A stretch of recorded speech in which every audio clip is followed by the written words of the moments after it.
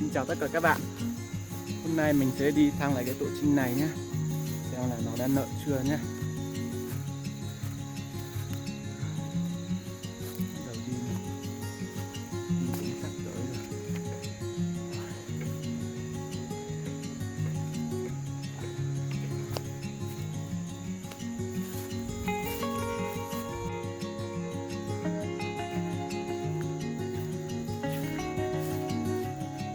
Mình sắp tới rồi các bạn ạ. Một tiệu nữa là mình đi tới rồi. Mình đang nghe tiếng chim mẹ hót rồi nhé.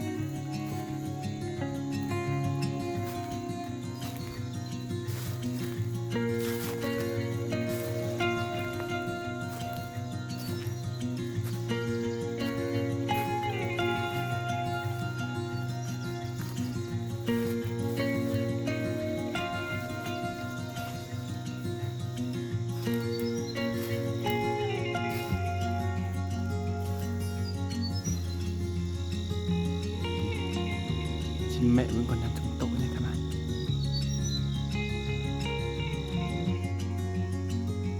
Mẹ vẫn còn đang chống tổ đấy.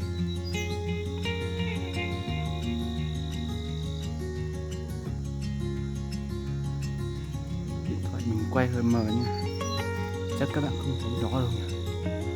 Để chim mẹ bay ra rồi.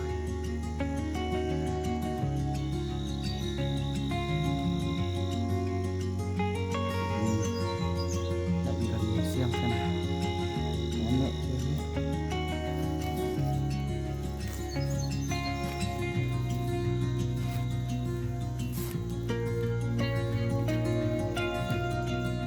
Thế là nó vẫn chưa nợ các bạn ạ. Nó vẫn chưa nợ nhé. Đúng 3 quả trứng.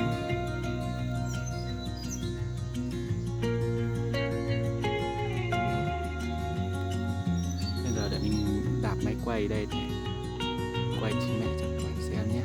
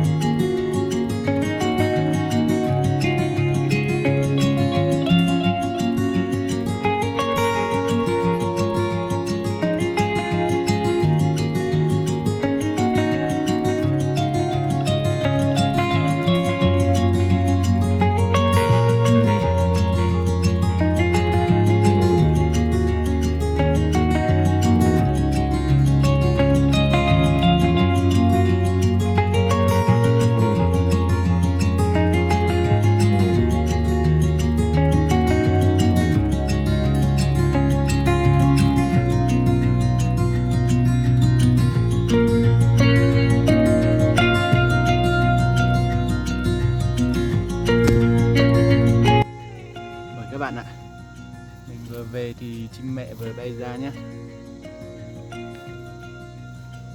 Bây giờ thì chắc là trên kia còn mấy tổ nữa, nhưng mà mình lười mình đi thang. Trên kia còn mấy tổ nữa các bạn, nhưng mà mình lười ấy, mình không đi thang nữa nhé. Để lần sau mình đi thang nhé.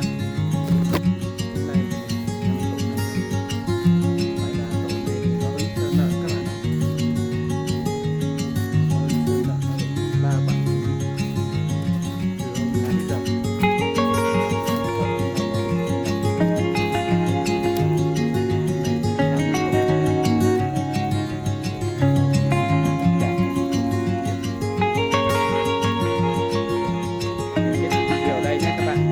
hãy đăng ký kênh để xem nhiều video mới từ kênh mình nhé. Anh em, cảm ơn mọi người đã xem video tới đây.